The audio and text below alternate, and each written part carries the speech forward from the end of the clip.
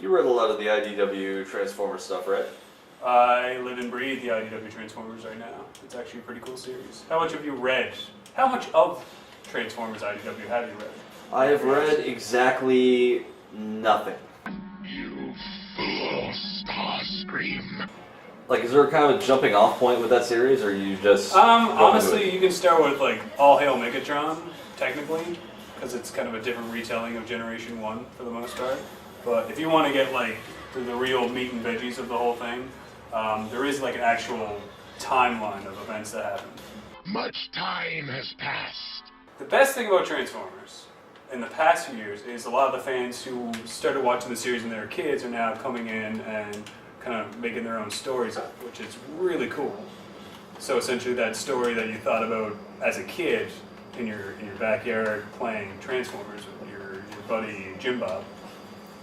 There are people in a position now to make that canon. Yeah, and some of them do. Some of them will come up with some really weird storylines, like certain characters just getting blown right out of the water. And it starts right at the very beginning. These guys have like established their own timeline, their own universe, everything. And it starts with a series known as the Tation books, or Asian books, because each book started with infiltration.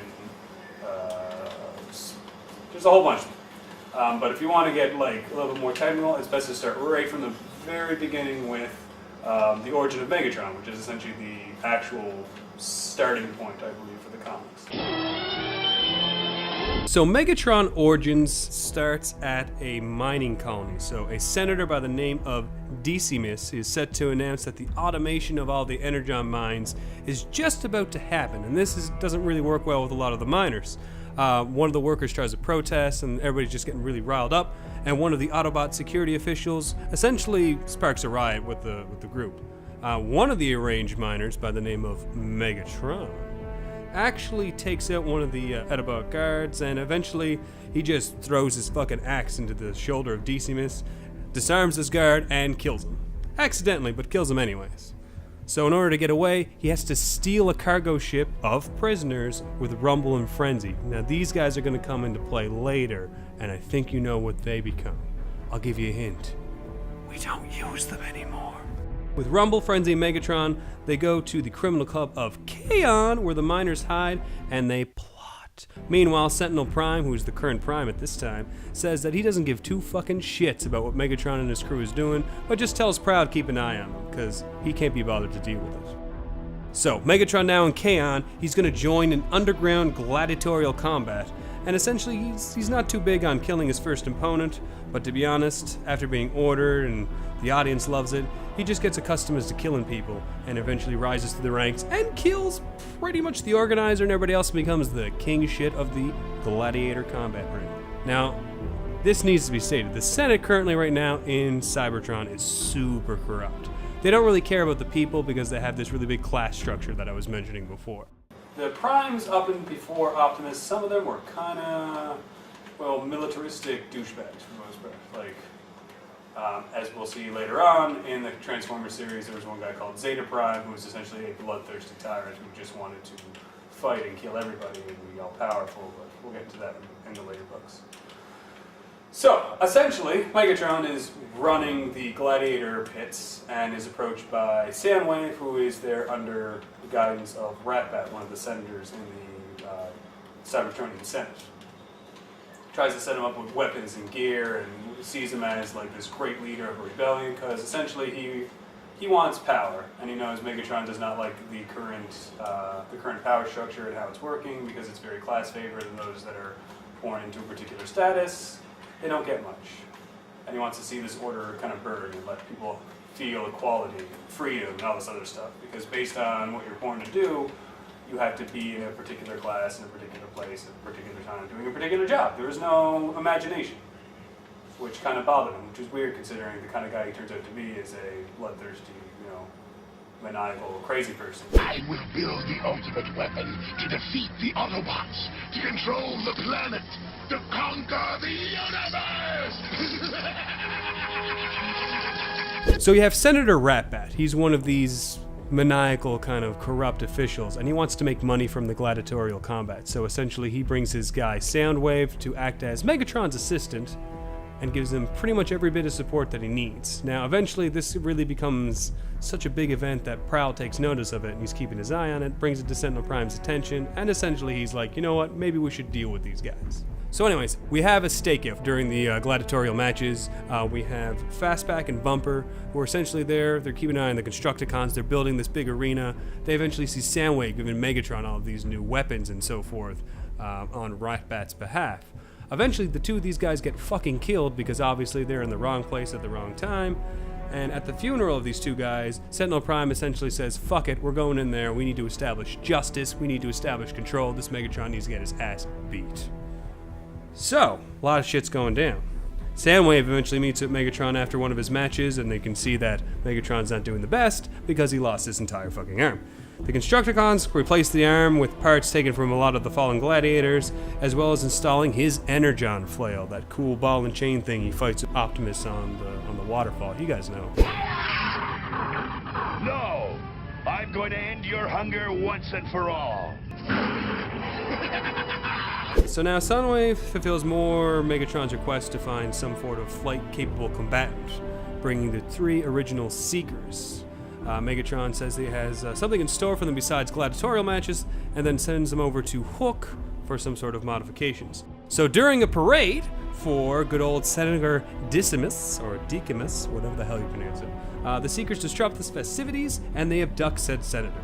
Ratbat watches the footage during a series of destructive attacks and comments that things are getting super fucking out of control. No shit, Sherlock. You got a guy that is super violent and just learning how to kill people, and he is not very happy with the government. What do you think he's gonna fucking do with your weapons, piece of shit? So, Rumble and Frenzy are now modified to work with Soundwave, and Megatron is gathering a whole lot of new recruits to join his gladiator games. At the meetings, Megatron praises the recruits and tempts them with the prospect of the whole fucking planet being their arena. Prepared to kill the captured Senator Deimius, he is interrupted by Sentinel Prime and his forces, and everybody's captured, and nobody's happy, except for Sentinel Prime. So here's how it goes. I'm sure I say this before. Starts as a miner, doesn't like being a miner, becomes a gladiator. As a gladiator, he makes all these ties and arrangements with Soundwave, Senator Ratbat, and eventually the Seekers, and another senator by the name of Starscream, who fucking hates the Senate and wants. He's Starscream. He just wants to be an all-powerful douche nozzle. So essentially, they all get together and create their own kind of little splinter force by recruiting other gladiators to their cause. So now they have a whole army that they're building. But then they accidentally get caught by Sentinel Prime and his goons. They intern them all, and in the process, they actually give them the means to break in and take over the city itself. So, at the crowded halls of their headquarters, Soundwave is freed under a Senate directive, and Starscream offers to turn in state's evidence requesting that he be taken to the Senate. So once there, Starscream shows up with all these hidden weapons, and Soundwave deploys his 2 guys out of his cassette tape chest, although it looks a little bit different because he's not a cassette person yet, but you know, they're little guys that live inside him. Anyways, he's full of tinier men. You can't beat me! I'm full of tinier men! Shoots them out, and they just kill everybody in the Senate. And now, with all of these villains and gladiators and criminals, essentially they free everybody, and a Megatron just absorbs everybody to his army. Soundwave provides armaments for everyone, and Starscream introduces Megatron to his beautiful giant arm cannon, which he pretty much wears for the rest of his goddamn life. Because really, what do you want? You want an Energon flail? Nah. Why don't you just get a big old gun and just every time you give the middle finger, it just wipes out a planet? He is a fucking sociopath. And all these people are following him. It's crazy. So while all this is going on, Soundwave eventually goes to meet his old friend Ratbat, who admits that not only did he help Megatron with everything, but he was the one who arranged for Megatron to be removed from the mining operation that he was originally working in. Now that Megatron's forces have fucked everything up, Ratbat is now going to claim the winnings and be the most powerful guy. No, he's not. Soundwave blows his ass up, rips out his spark, puts it in a cassette tape, and says, "You are now my new toy." That's what you do. Fuck with the hell. So now, Sentinel Prime's forces are coming to Kaon, and they are fucking pissed. Now they have to deal with this huge rebellion, and Prime is like, you know what? I'm gonna use my Apex armor. No one's gonna fucking wreck me with this thing on. And then this huge explosion while he's fighting with Megatron. Megatron's fucking blown out of the way, but Megatron doesn't give a shit. He comes back, he fucking beats Sentinel Prime to death. Prowl's like, fuck this, everybody leaves. Megatron assumes his victory over Kaon, sits on his throne and says, you know what, fuck it, I'm taking the whole motherfucking planet. Decepticons for life.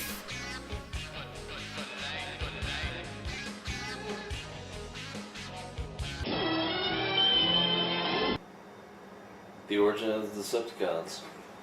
Well, technically Megatron is the one that created the Decepticons. It's all based on... they all just rallied under this essentially. He was a folk hero. He was well known for not giving two shits what the Senate thought. And he was really good at rallying people behind him, but he was also a bloodthirsty, like, he just hated... He just was so rageful. Like, he's, you know... He's the most human character in the actual books. I know it sounds weird to say, but he really is. Very, like, he's like everybody else. We all want to be somebody better than what we are. We want to kind of move away from our given status. We want that freedom and equality. It's how most revolutions start. But for the most part, like, the Autobots are this very militaristic, like, they're awful. Everybody hates the Autobots. Nobody likes kind of the way everything's running. And you have these, like one police guy who really just doesn't want to be, he just doesn't want any of this. And that guy's name is Orion Pax. You got the time.